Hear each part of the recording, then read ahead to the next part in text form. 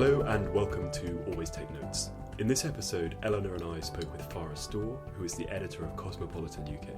Farrah spoke about the influence of men's magazines at the beginning of her career, as well as how she completely revamped Cosmo when she arrived in 2015, which included getting rid of columns and bringing back long form.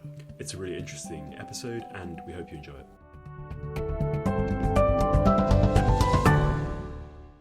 So we are at Hearst today with Farrah Storr, who has been editor of Cosmo UK since 2015. Thank you for having us, Farrah. We're thrilled to be here today.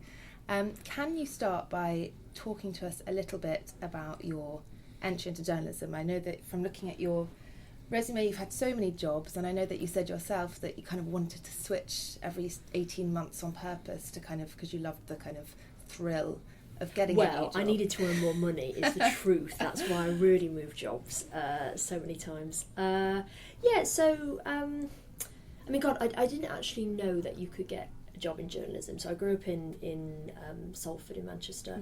Had an Asian father, so the relevance of why I'm saying that is he was very strict, very keen on his sons and daughters being highly academic. Getting a proper job.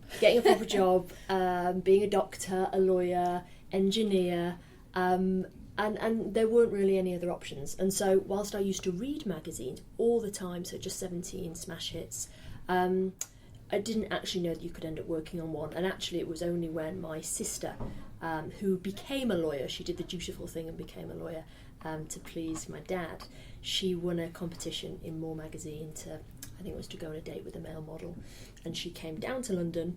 She saw this whole new world, and then she came back to Manchester and she said to me, you wouldn't believe it, but you can get a job as a writer. And in fact, when a job as a junior writer came up on More magazine, she quit her job in the law, where I think she was probably on about 25k a year, to take this job on More magazine, which I think was 11k. And she did it, and so she paved the way for me, really. And now she's a novelist.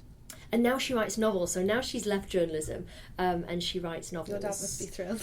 And you know, my brother directs Towie, actually made in Chelsea now. So nobody got a, in inverted commas, proper job in the end. And so that was it. So I came down to London, I studied at King's College, and I spent my whole time at uni. I was very strategic about what university I went to, because I always wanted to go to Oxford, didn't get in. And so after that I was like, well, if I want to be a journalist, I need to be in London. And so all through university I did bits of work experience, which led to tiny bits of freelance. I was the person that used to do vox pops outside. Outside Shepherd's Bush Empire for Q magazine, and none of it paid, of course. They may have paid me £50, I think, which was a lot of money to me. And that just meant that by the time I graduated and a job came up as I think it was a features assistant on Woman and Home, I was in a pretty good place in which to get the job, and it kind of started from there, really. And I was wondering, what is the best kind of way to categorise the kind of magazines that you've worked on? Is women's magazine a useful term, or what's the best way to... I don't think it is that useful a term anymore. I think it was when I was coming through, because I wasn't sure what I wanted to do, and I knew that I was interested in women and women's issues. And when I say women's issues, just women's lives, women's sex lives, women's relationships. And so what you did was you either kind of went into newspaper journalism, or you went into magazines, it was really. And actually, I always wanted to work, weirdly, on a men's magazine. Even though I was interested in women, I always thought a couple of years on a men's magazine would be really interesting for me. That's interesting. Is it because there was a kind of a subconscious feeling that was more highbrow in a way? Because I know that some men's magazine, because they a lot more focus on long form, they do sometimes. Yeah, that's right. So my sister and my now husband and my brother-in-law all worked at Loaded in the 90s, and so Loaded at the time, of course, it became a very different magazine, but at that time, and that's when I was at college actually, and then university, it was seen as this brilliant, you'll probably remember it, this brilliant magazine. Not that old. You're not that old. Yeah, okay. No, I have, but it was trailblazing. But I remember trailblazing. It's like that in FHM, and That's right. It was all what my husband did and what my brother-in-law did was the gonzo stuff, which was throwing journalists in, and they were part of the story. And women's magazines didn't do it, and I felt very frustrated with that. So even though I I thought I'd probably end up on a glossy women's magazine. I always thought a men's magazine, probably I would feel slightly more fulfilled, because the truth is, women's magazines, every time I've been on one, and this isn't right or wrong, the thing about women's magazines is the magazine had a voice, it had its own voice, and writers had to subscribe to that voice. And I always found that very frustrating, because I've always believed writers are paid for their voice, and actually what's the point in creating a voice or subscribing to a voice which isn't your own? And that's why I think when I came to Cosmo, I was like, forget about any sort of Cosmo voice. I want lots of different divergent voices and points of view. I don't think actually magazines should be biased in any way.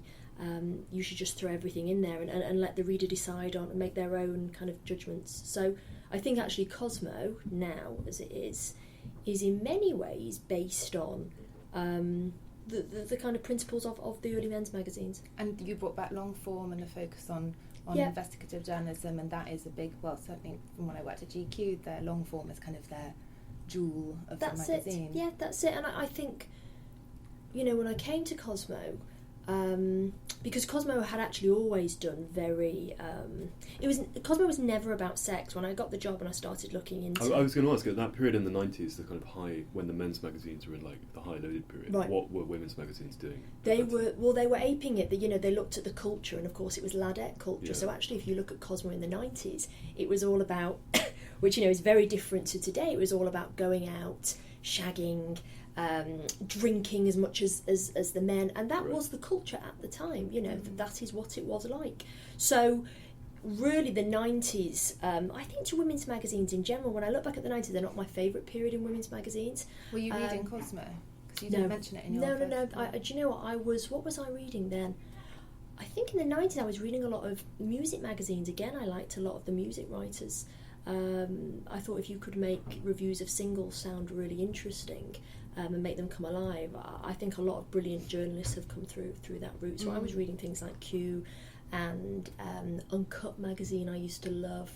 But yeah, so Cosmo was very different then, and actually Cosmo from kind of the 80s and 90s became known for being about sex. It had, its sex positions, but it was always about, when you went back to the 60s when it was hugely successful, it was about career, and it was always about, there's a phrase that the American editor of Cosmo, who was very famous, Helen Gurley Brown, right? That's it, yeah. She came up with this phrase, which I still don't quite understand, called the Mouse Burger, and that was the Cosmo woman. And essentially, it was who she was, which was, you are a gutsy young woman, you've probably come from a small town, you've come to the city to make it big and to make your own money.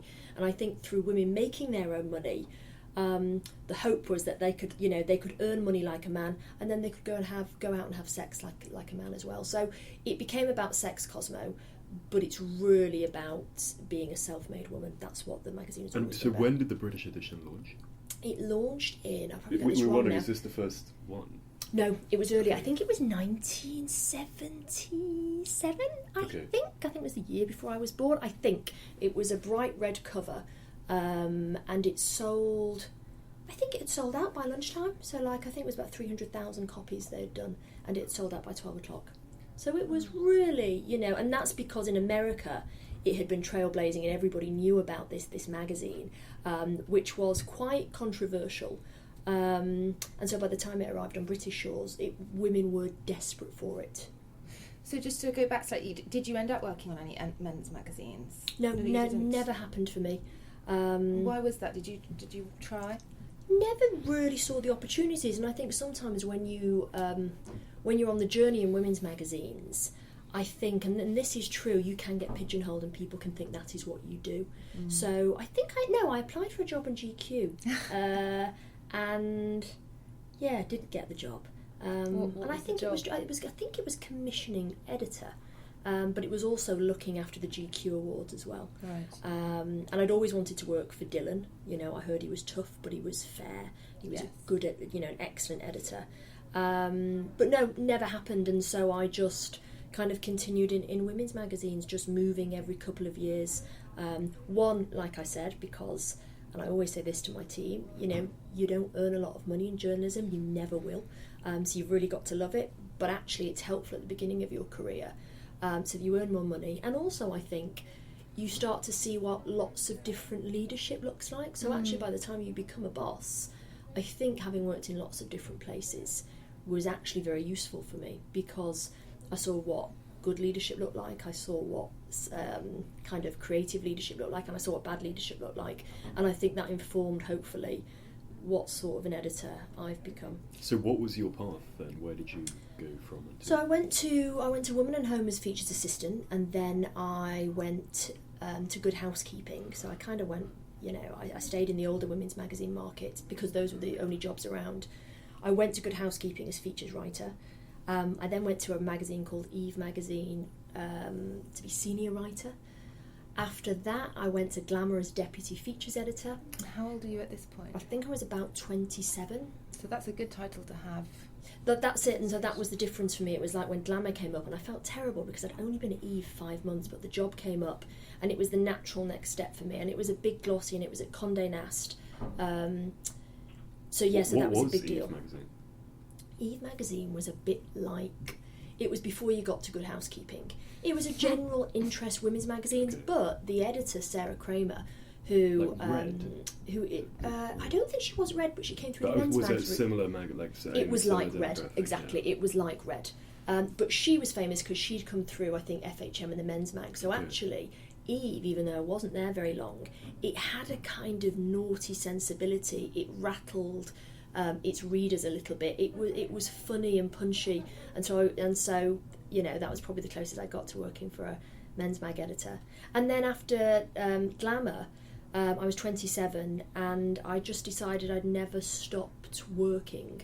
I'm a worker. I work very hard. I work very long hours, and I wanted some kind of time abroad. I'd never done that year abroad because my parents weren't keen on the idea. And a job came up as features editor on, I think it was New Woman magazine in Australia. Right. And so... yes, and this is your major career failure, I remember. Yeah, well, it wasn't at New Woman, actually. It was at another magazine, which I can't name. Me and my husband... Why can't you name it, as in for... Just because I think it was a difficult office environment for me. In Australia as well? But in Australia, right. Yeah. And actually... I think I wasn't good enough at that job, so sorry, I'm going back. So I went to New Woman, then I went to this other magazine, which is a fashion magazine, and there were a couple of things on this fashion magazine. One was it was notoriously a revolving door of people, but I knew that when I went for the job, it was as features director. But also, I just wasn't ready. I just wasn't ready to be a features director, I think. So how long had you been a features editor before that? Oh, not very long, maybe 8 months, 9 months. And what is the distinction in those jobs between features director and features editor? Sometimes... Features director's running the whole well of the magazine. But features editors can be as well, and I suppose it's to denote experience a lot of the time. Yeah. I think sometimes when you want to keep people, you call them features director. There isn't a features editor and a director often, they've just been not unless promoted. It is a huge team, and I think nowadays most senior features editors get to be called directors. Yeah. It's a bit like the editor and the editor-in-chief, and I suppose features director, I have always thought, whilst they look after all of the features well, they're also a very senior person in the office, in a way that features editor perhaps is just over there, is just over the features. I see them, they've got quite a big role in the brand and the vision. That's it, they go out, they do meetings, they're senior, if there are... if the editor's not in, the features director is often the person, apart from if the deputy's not in, that you'll say, can you man the office, can you see what's going on? So you're still in your late 20s when you got the features director job? So I was 30, I think. I was 30 when I got the features director's job. And what happened? Well, it was... I think I went in thinking I think there was arrogance on my part. I think, honestly, when I look back now, I thought, I'm a Brit in Australia, and actually I remember my copy just used to be, it would come back like a blooded rag. It was just covered in red pen, and I was like, okay. And it was the first time actually I'd had such heavy editing. So who was editing you? I think it was the deputy editor was editing me. It was an acting deputy editor who was a super senior woman actually, and actually I really respected. We didn't see eye to eye, we didn't get on, but I respected her, and I think that's the best sometimes you can hope for. You don't have to like people, but I respected her. And so she would tell me what I was doing wrong, and I think it's one of those things. It's like the difference between a slog and a grind. It just felt like a slog. It never got better. You know, usually if you're getting something wrong, it feels hard, but you feel challenged, but you can see movement, you can see that you're getting better. And I think at that job, I just didn't think I was getting any better. And I think sometimes, and I think what happened with that job was, when you can't see it getting any better, it then starts to colour everything. If you're thinking, you know, I was thinking about the job when I left work, it was the first thing I thought about in the morning. And after about a year, I just thought, you know, I remember sitting on, we had this lovely apartment on the beach, and just sitting on the beach, just crying, because I couldn't understand what I couldn't get right. And so I left the job in the end, because I just thought, you know, I can't see that I am getting better here. And I think if you can't see a way to get better, then and I think they'd lost faith with me at that point as well. What was the problem with your writing? Would you say, do you think your writing wasn't good enough? I think yeah,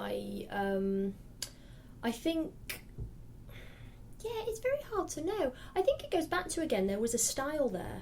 And actually, I remember the first piece that I edited for them, it was about some women it was about a road in Canada where all these women were going missing. And I remember I got the piece, and I thought, when I read the piece which had came in, I thought, this isn't very good. And I remember being really proud, because I kind of, I edited it, and I thought, I mean, it'd be interesting to read it now, I thought I made it much more kind of like a, you know, my naive arrogance, I thought I made it more like a supplement. I thought I made it more writerly. And of course, that wasn't the style of the magazine, so it came back. And so I think probably what it was is they wanted something, we just didn't see eye to eye. And so if you fundamentally have different values, I suppose, to the brand you're working for, maybe it was my fault. It was never going to get better, because I wanted this product to be something that it wasn't, and it wasn't going to change just because I'd arrived. And that's probably right. Have you seen over your career a kind of cultural shift in the way, in the environment of women's magazines? You know, how do people behave differently to each other now than they used to? Well, I never... And obviously, this is not... Well, I know, but one is aware of the stereotypes and, you know, the Devil Wears Prada thing and stuff like that. Has that shifted? I've never had that. I've never experienced that. In one of my early jobs, I had it a little bit with the editor, but it was never Devil Wears Prada. I mean, I think because I've never worked on a high fashion magazine, I've never experienced it. But I have experienced very big egos and editors who perhaps are a little unkind with the more junior members of the team. And I do, you know, I remember editors, you know, going into beauty sales. You know, we used to have these things. I mean, it's all very different here at Hearst. Everybody in the entire building gets to go to beauty sales. What is a beauty sale? Oh, a beauty sale. So beauty sales are kind of famous in women's magazines, which it's when all the products which are tested, so they've been used. You will know, you're smiling. Well, because it's literally like... It's carnage. Horrible, the Vogue ones, because you're literally fighting and scratching each other. Yes, you see women at their worst, you know. So what? It's all the products that have come in, and are they actually sold, or are they for like £2? They're sold, and then the money goes to charity. But what used to happen, and it's good this doesn't anymore, is the team would go first, and then the rest of the building would be invited. Okay. Now Hearst actually does a really good thing now, where everybody from the whole team is invited, but. You know, and it's outside. There's a structure to it, which there never was. Yeah. But there used to be a horrible hierarchy, and I'll never forget one editor. She used to go in before all of the team and cream off all the best stuff, and I'm talking would come out shamelessly with bags and bags of products, and so you'd be sat there as a junior person thinking, and they don't need it if they're that senior. They don't need it. Yeah. They're probably earning a lot more money than me, and so things like that. Actually, there was only one editor that did that, to be completely fair. So you last in the beauty sales now? But I don't go. Oh, you don't go to Yeah, I don't go. Is there any... I mean, this may be a very naive question, but any discussion of the kind of ethics of taking a lot of this stuff free? You know, if it seems that, like, this is a substantial part of life, is what happens to all the freebies, you know, that you get from these companies. Is there any discussion about the ethics of that? Well, I think... Whether it's kind of affecting your editorial package. I don't think it does. I mean, the interesting thing about Cosmo is that we are mainly, it's always been this way, we make as much from ads as we do from consumer. Right. Okay. So we're not primarily an ad model. We have both, and actually that's why I think the brand is very interesting, because relying on both is probably the best way. It's what I had at Women's Health as well, and so with that comes... So what's the other stream of revenue you're talking about? It's consumers, so that could be events, or it's your cover price. Right, so sales. Yeah, right. exactly. Yeah. And then your other one, of course, is the ad model. Yeah. And the dream, or I have always found the dream, is different on different magazines, but the dream on general magazines like Women's Health, which I edited, and Cosmo, is that you get from both. Right. And so with that, of course, has to come editorial autonomy, has to. So I have to say, I mean, again, it goes back to this stereotype of women getting free handbags, and it doesn't happen on Cosmo. People always laugh. I do not get sent anything. Right. I got sent a balloon the other day, actually, which cheered me up immensely. But I don't, and actually I think that's right, because I think it keeps you in the job for the right reasons. Is there a policy about that?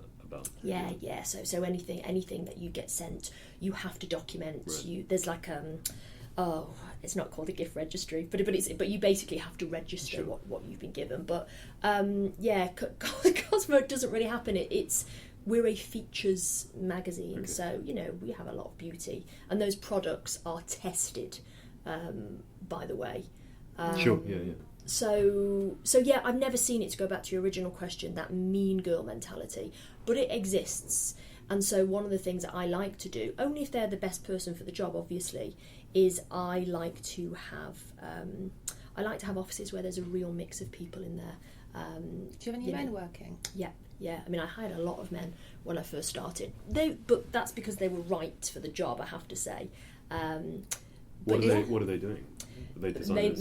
Design. Yeah, exactly. And would we think about a male writer? Well, we have loads of male voices deliberately in the magazine. It's always been something that I've been really keen on.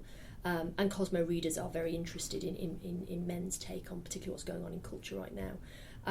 You think if women write for men's magazines? Yeah, of course. I mean, the scholarship we've got out at the moment is open to men and women, open to anyone, of course. The Cosmo houses that we do, so we house young men or women who want to work in the creative industries. So everything we do is open to men as well. I mean, so I find personally it does do something to the temperature of the office. Right. Yeah, it's just a different atmosphere. I find it's a very pleasant one. And talking about the atmosphere of the office when you first joined Cosmo, I read that there was kind of an 80% exodus of the team, which it's recently happened with Vogue as well, after and it happens. Alexandra Schulman. Does that happen quite a lot in women's magazine versus men's magazines, and how did you deal with it? I don't think it's a gendered thing. I think what happens is somebody new comes in. I mean, I can only speak from my point of view. I mean, in the instance with Cosmo, they were a great team. They'd all been there a long time. They were a great team. But obviously the job that we had to do at Cosmo was we had to get millennials looking at it again. And so we were in a tricky situation. We had to get it back to being the number one women's magazine brand, media brand. And so, and I tried to do this with everyone, so there was an honesty. I had to be honest with them, which is, look, what you've been doing is there's nothing wrong with it, but we've got to change it. And we didn't have very long in which to do it. And I remember saying to everyone, it's going to get really tough and it will feel tough. And that goes back to the grind again. But I suppose I wanted people to feel that even though it felt, like they were wading through treacle, that there was light. And I think people, not everybody's up for that, And I think you've really got to be, when a magazine or any business goes through a period of change, you've got to be up for the challenge, and you have to see it as a challenge. And I think, so I did not get rid of anyone, which is always a subtext. People are like, did you sack anyone? I absolutely didn't, and they were a great team. But it's probably quite useful, though, to be able to then start from the beginning. It's good to start. Well, I kept like there were 7 people from the original team who are brilliant. They're absolute stars. Yes, it's useful because you get your team around you, although I only employed one person that I'd worked with before. Everybody else is completely new to me. So yeah, it's useful, but I would have been happy for the old team to have stayed as well. But do you think there is an issue sometimes, particularly in magazines, glossy magazines, because people love working at them. Obviously the lifestyle is incredibly comfortable and the work is great. The people are there for 20 years, maybe more. Do you think there's ever an issue with people kind of outstaying their welcome and it means the brand can't evolve and there isn't enough new blood coming in? Or do you think that is what keeps it successful, having people that have kind of mapped its progress across the years? Well, it can work in either way, can't it? Because I think magazines, by their nature, they are tribal things and people work for the magazine. You know, people are... They are loyal to Esquire, they are loyal to Cosmo, and of course what comes with loyalty to a brand is you give it everything. And so some of those people who've been there for 20 years, who am I to say they should move on? I mean, obviously you have to make way for new talent coming up, of course. Can you become too old for a magazine? I mean, if it's a magazine that has a certain target... You were mentioning trying to get younger readers. Well, it's hard. I mean, and in fact, the readers we wanted to get and now have got were millennials. I mean, I'm not a millennial. Yeah. I mean, I've personally, and it's a personal thing, because some editors have been at a magazine for 20 years and they're still doing, like Dylan is a great example, still doing a brilliant job. Because I think these people are very self-aware that the minute you start to become complacent, you've got to shake it all up again. I mean, it's why a lot of editors do redesigns all the time. After about every 4 or 5 years, they'll redesign, and it's to shake it up. But also, I think it's to shake themselves up. I've always had a thing which is 4 years is enough in a job for me. I've never stayed anywhere longer than 4 years. So you've got a year left. I've got 6 months left. I've got 6 months left. Because for me, and actually it's like politics, isn't it? And it's the same in the ape world. After 4 years, you start to get challenged by the other apes. You've had your time. And so I think for me, 4 years... Will there be a showdown? There'd either be a showdown, or for me, I'm literally spent after 4 years. I've given it everything. And so I've always felt that 4 years is a really good time for you to perhaps move on from a brand because you've been giving it everything. Is that what you're thinking about now? No, I'm not actually, because I love Cosmo, so I need to stop saying it. But then Cosmo has... to this podcast, they might get a bit concerned. Yeah, well, I'm always saying, I'm like, 4 years, no one should stay longer than 4 years. And can I ask, who are your readers then? Because you said you had an objective to get younger readers. Who was reading the magazine when you arrived, and who were you hoping to get reading the magazine? So when I arrived, I think the average age was 22 or 3, but actually when we looked at the data, it was a lot of kind of 16-year-olds and a lot of Cosmo loyalists who are in their 40s and 50s. And actually what was missing was those career girls, those mouse burgers who were the kind of late 20s, early 30s. They were missing from the scene. And of course they're very difficult to get hold of because with the digital revolution, they're all there. So and was it London or provincial? Did you have a split in terms of in terms of who we would want? Yeah, and who was reading it? Well, who was reading it? It's become much more. There's more of a London readership now, but we've always been. I think that's the thing of Cosmo. It's one of those magazines. It's both. It has to be urban, but it's also got to be. It's mass. Right. So that's again why I've always been kind of. I mean, some editors would go, that's why you need to have a voice of a magazine, whereas I say, actually, that's why you don't need a voice. You should have divergent voices because you're trying to reach so many different types of women. So that's who we were after. But I think the thing is, and one of the things that I did when I came in, I mean, it wasn't rocket science, but I got rid of a lot of the sacred cows which had made us really famous. So the naked centerfold and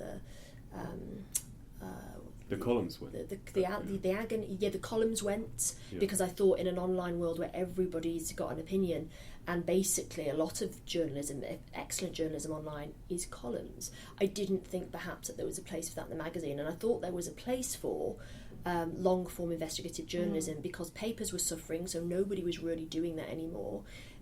Nobody else was really offering it for young women. And also I thought the landscape, the culture at the moment for young women is just so interesting. So we became much more, I think before Cosmo perhaps was more about beauty, we went back to what we were originally, which was features based. And the job of my writers, all my writers, beauty writers, the fashion team and features is to look what's going on in culture, and then come back to work and make sense of what's happening. How big is the team? It's 24. Okay, and how much of it is written in-house and how much by freelance? Most of it in-house. Yeah. Most of it is in-house.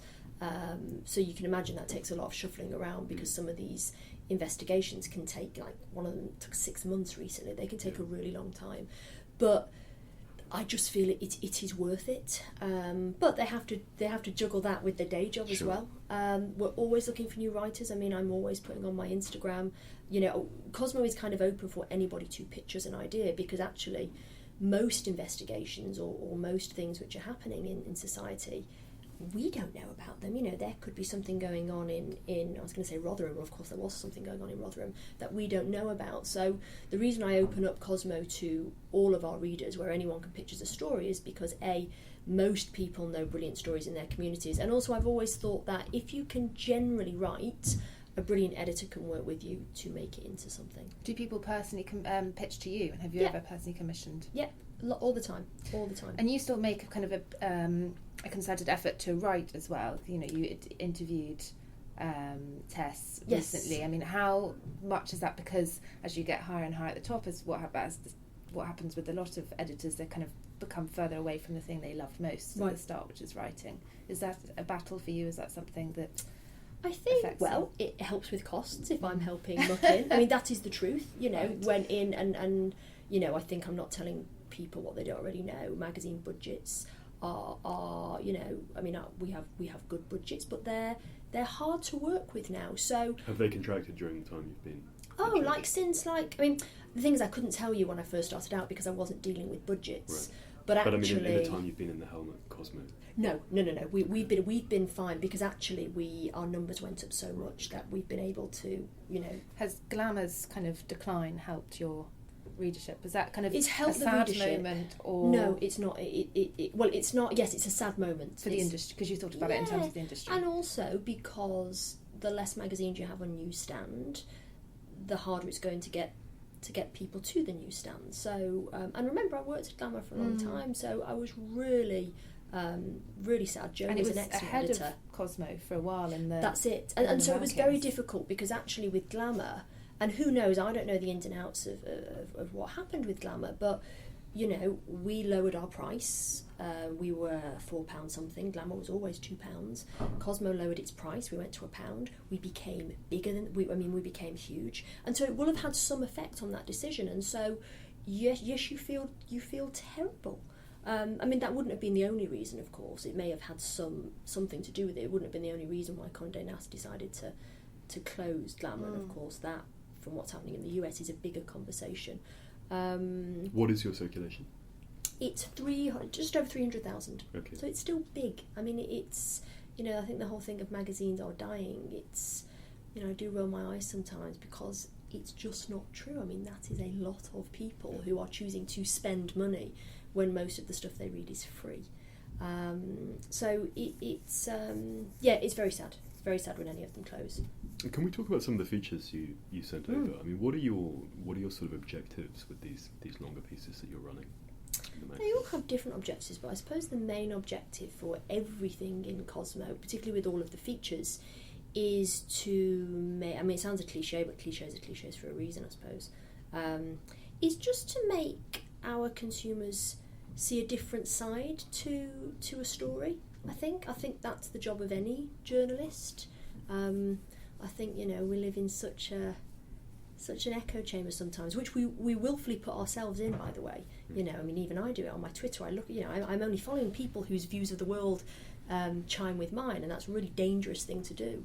And so I think with Cosmo, the whole point has always been, let's think differently about something. Here's a different message, and of course to have balance. But I think if you can get somebody to change their mind about something through journalism, I think it's really effective. I mean, it's not out yet, but we've just put to bed our issue where our writer, my features director, she did the touring with Jordan Peterson. She went to his gigs. Oh gosh. And well, exactly. So your reaction is exactly that. And actually, when we were talking about it, I said, look, we need to do something on Jordan Peterson. And I said, because the reality is he is selling out stadiums. And so it is not all madness what this guy is talking about. In fact, actually, a lot of it is not. Of course, there are elements which are problematic, but I said, there are women that go to the arenas. Several of my female friends have found him very persuasive. Yeah, of course. Yeah. But it's interesting, so even the language you're using, he's persuasive. Well, so that's the mindset a lot of our readers will have is, oh my God, he's a racist, he's a misogynist. But look at who's going to his gigs. It's our boyfriends, it's it's our fathers-in-law. So he has a huge following. And so for me, we have to understand what is the story, because whether you like it or not, what he's saying, people in your lives are going to be affected by it. So she went to a couple of his performances, and she spoke to him, but it wasn't about Dr. Peterson. It was about the young men, and actually she spent time with. Actually, they weren't all young men; they were middle-aged men. And why were they there? And so actually, I think the cover line we've got for it is, are our men in pain? Because the story is not about Dr. Peterson. The story is about why has this gangly intellectual from Toronto become this hero to all of these men? And and that's my job as an editor, is to go find out what it is, and what we've come to, or what we've seen, because we don't come to any conclusions, is men are in a lot of pain right now, and people don't want to listen. And so here is a man who is telling them, well, this is what you do to protect yourself. And it's a brilliant piece. In reading, it sounds really interesting. In reading the piece you sent over, it seemed there was a kind of strong first-person element in a lot of them. Often a kind of, maybe gonzo is the wrong word, but the woman would go and meet someone who was looking for a sex for rent arrangement or something like that. Yes. How do you draw the? I mean, is that an obligatory thing to have that kind of experiential element in it? So, for example, on the piece on the experience of being like a Muslim woman with a Western life that you ran, yeah. I was interested that that was entirely personal essay. There was no reporting in it. She hadn't spoken to anyone else. She hadn't done anything like that. I mean, I think a criticism that's sometimes pointed about this kind of journalism is like, experiential stuff is kind of an editorially safe bet, because the experience has happened, you know exactly what you're getting. Right. Like, to send someone out to spend 2 or 3 months like doing a highly reported story, it's a more of a punt, that you're not going to get that. I mean, where do you see those That's things? not why I do it. I do it because of the personal intimacy of having a first person. And actually, a lot of the first persons, the Muslim story was separate, because actually that was very tricky for anybody to write that story for us. Nobody wanted to go near it. But and usually, it was pseudonymous, right? It was also under a pseudonym. It was anonymous. Yep. So you sought that one out, rather it wasn't a pitch coming in. It was a pitch that came in from somebody who had never written before, who actually turned out to be an incredible writer, and now we will do more work with. Because what I thought was interesting was comparing that to the sort of sex or rent piece, where she had the first person, but then she'd also gone and talked to people. There was like a reported element. Well, she's an into in-house it as well. journalist, so she gets, first of all, a lot of time with it. Yeah. Also, I think with the first person, the Muslim story is slightly different, but usually the first person are my team, and so you get to know the characters. You understand that Jennifer Savin piece, what it's going to be like. And actually, I've always thought that people, like I do with the Saturday Times, you go for certain writers, and so actually I always wanted to make stars out of my writers. That's why I did first person stuff. And also, I think on first person, what it does is that it's much easier to go on a journey and go on a story with them, and which reports do not give you that. It can be quite difficult to go all the way through a report. And of course, the job now is to get a reader, and readers are not used to reading long form, to get them from A to Z. And so I've found the most effective way to do that is to have a sympathetic writer who will take you on that journey. So that's the only reason why we would do it. I do find I love writing personal stories, and I love kind of personal journalism, but there is a sense that I've felt among other journalists that is a less worthy form of journalism, and I've certainly felt that in response to some of my own pieces that I've done. Do you find that when you're kind of in industry circles? You've got to do all of it. I was talking about this with my husband the other day. I think a lot of people, well, first person is easy, right, because you don't have to interview anyone, it's off the top of your head, so you could say, oh, it's a bit lazy. So people who only do that sort of stuff, It's not looked down on, but people do pigeonhole you and go, well, I'm not going to give them a report because I don't think they can do it. They can only write about themselves. And actually, I would not advise anybody, unless you are an exceptional columnist like a Caitlin Moran or Giles Corran, to write about yourself, because actually you start to bore people after a while. You really have to be an exceptional A.A. Gill, an exceptional writer. You have to do both though, because I do think what memoir stuff has, which I'm a big fan of, it does show the size of your balls in a way, because if you are willing to be very vulnerable and open in memoir pieces, then I have a lot of respect for journalists like that. So, but you have to do both, yeah. I think people who only, and I know people like this, they only pitch stuff which is about their life. It's not very outward looking, and so you got to try and mix and match it. And do these longer pieces all run online? What's the relationship between what's in the magazine? Not always, no, because I've always been of the mindset that actually you shouldn't give it away. You shouldn't give everything away for free. And those longer form pieces, which cost a lot of money and a lot of time, I'm very well. The whole point of them was they're offering something that online was not doing. I mean, of course, there are online arenas that now do that. So I'm quite protective of that. However, over the last few months, me and Claire, our digital director, because it's all a test, we're now thinking, well, actually it's not enough to just put a picture of the magazine on the website and assume people will go, because of course Cosmo readers online are not all Cosmo readers of the magazine. They're not all on Cosmo, Snapchat, Discover. So we used to put up a magazine, and again, the arrogant assumption people would see it and buy it. Well, of course, you have to work much harder. So now what we're doing is we're looking at features. We're actually at the brainstorming point with features. We have a meeting with digital, and digital will sometimes go, can you get this for us? Yeah. Or what usually happens is Claire will go, we loved the Sex for Rent feature. It's totally right for our audience, and then they'll run it. So you have separate print and digital? We have separate print and digital, yes. And do you think that's a good idea to keep them separate? I mean, nobody knows. It works for us really I feel like lots of different brands have tried to toy with trying different things. Has tried to integrate, and then yeah. I mean, Cosmo was integrated when I first joined. It was pretty integrated. But I remember we had, like, in the magazine 6 bylines on a piece, and I was like, I don't understand this. And someone went, well, it's because we all do bits on features now. And I was like, well, my gut feeling a single story would have 6 authors. Yeah, it was a beauty feature, and it had 6 people bylines. And I went, well, writers are driven, like most people, by ego, and your byline is everything. So I actually was very happy for the split.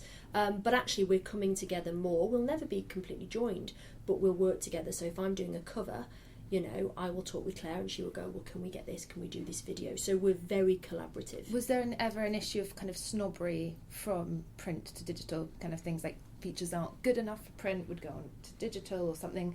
No. There because is that I phrase edit so ruthlessly if it's not good enough.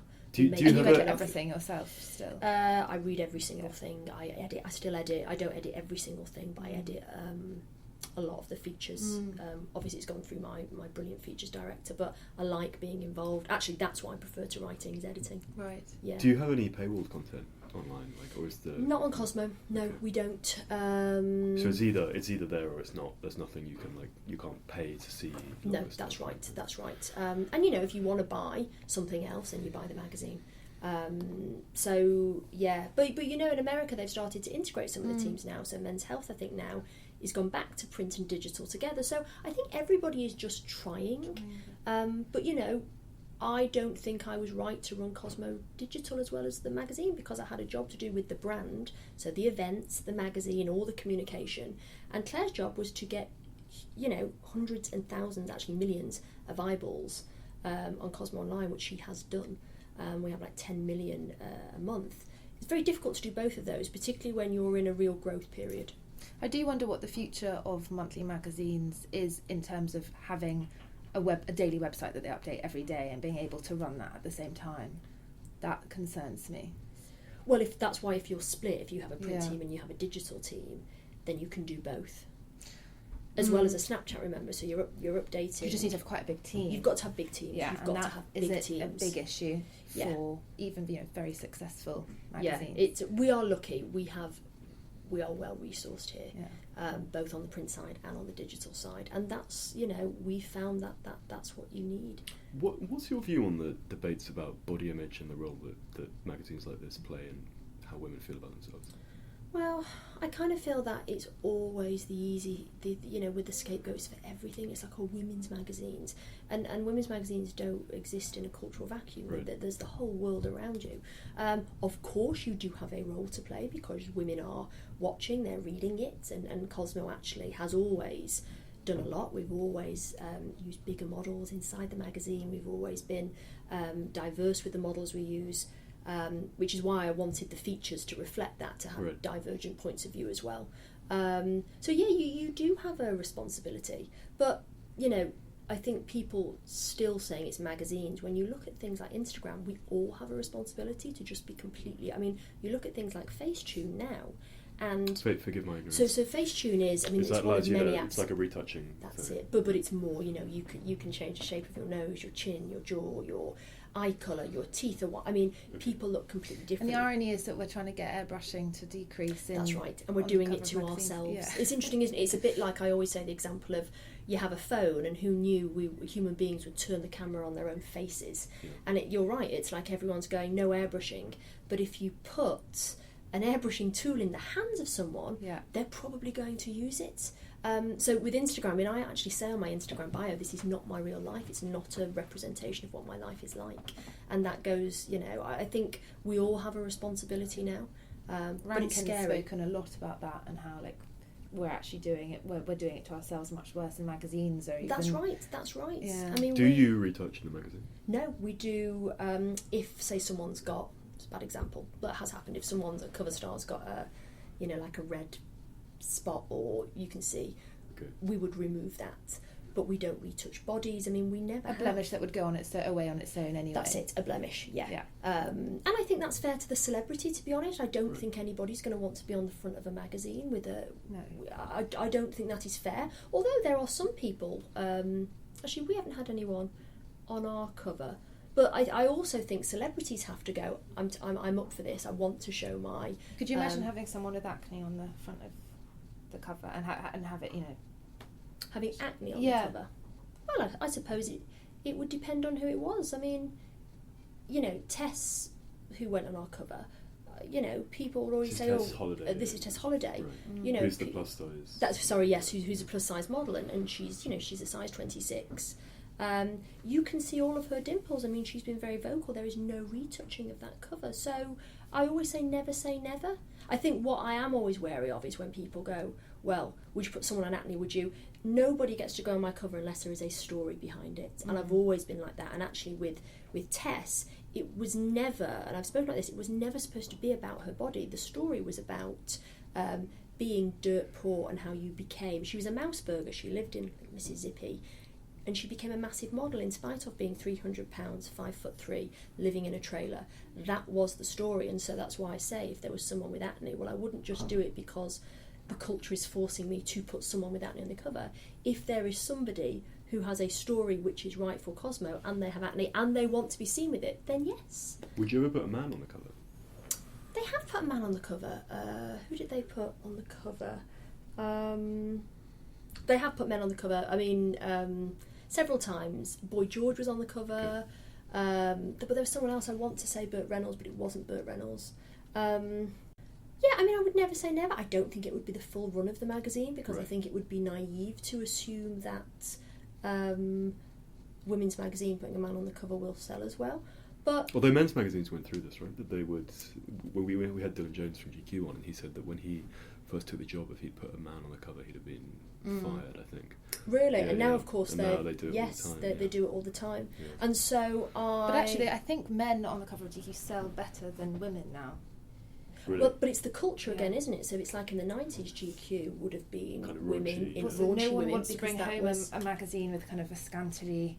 That nobody wants that. No, because they don't want their wife. They'll get judged. But in the 90s, people did take those home, and they were on coffee tables because the culture was, I mean, Dylan never did this, but Lowe did. It was Joe Guest on the cover. Dylan would have had, whatever the Victoria's Secret model was. Candice, I think. And that was the culture, whereas now the culture is, well, what does my brand say about me? And I think having men on the cover, or business women on the cover, I mean, we have a businesswoman on our next cover, these say a lot to readers about who they are. Was the Tess Holiday or Holiday? Holiday, yeah. Holiday, was that the first time that a kind of non-conventionally attractive woman had been on the cover of the magazine? Well, she's very beautiful. But you mean non-conventional as in not body size? not slim and No, not like her maybe. So. Yeah, no. So I think on my 4th issue I had Rebel Wilson on the cover, who she was size 20, I think maybe. We had Ashley Graham. Now she is a model, but she's a size, or she was when she was on our cover, size 18. And of course we have Tess. So actually we have a history of. We've always put. This is why I didn't think it would blow up in the manner it did, because I think he helped. I also think there's obviously a threshold, isn't there, of which people are comfortable. When you're too big. That's it, and I think they were, well, she's too big to be on the cover, but actually having plus size women on our cover, people go, it doesn't sell. Actually, it's always done incredibly well. Is there a role, I mean, it's not just about women's magazines, but the kind of utility of outrage as an editor, like if something you do blows up, yes, of course. It sells. And you had a second piece off the back of the Piers Morgan backlash I saw on your website about the backlash. Oh, yes. Which is always and he is still apparently talking about it. So, yes, there is utility in outrage, but it depends how you deal with the outrage. He's on to the Gillette ad now. Yes, he's moved on to the Gillette ad, that's right. Yes. But, I have nothing against Piers Morgan. I think on some things we would agree, on many things we wouldn't agree, and this we didn't agree. But I think, yes, there absolutely is. And I think with outrage, what you have to do, because outrage really is just people wanting to have their say. It's a bit like trolls. I mean, some trolls obviously are completely destructive, but I always think with trolls, they just want someone to listen to them. They just want to get it off their chest, which is what outrage people are.